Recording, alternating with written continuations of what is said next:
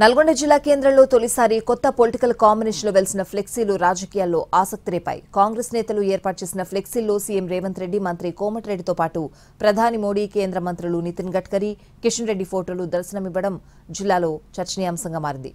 అటు బీజేపీ కూడా కాంగ్రెస్ కు పోటాపోటీగా ఫ్లెక్సీలు ఏర్పాటు చేసింది.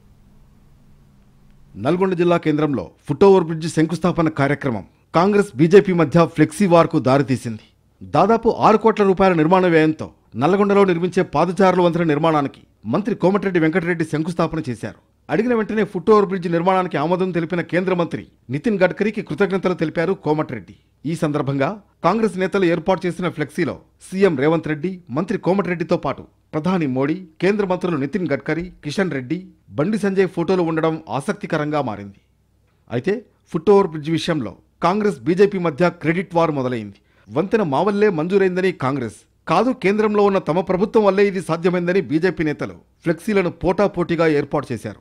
కాంగ్రెస్ బీజేపీ నేతలతో అధికార పార్టీ ఫ్లెక్సీలు పెడితే వారికి పోటీగా కాషాయ పార్టీ నేతలు కూడా ప్రధాని మోడీ, నితిన్ గడ్కరీ ఫోటోలతో ఫ్లెక్సీలు పెట్టారు.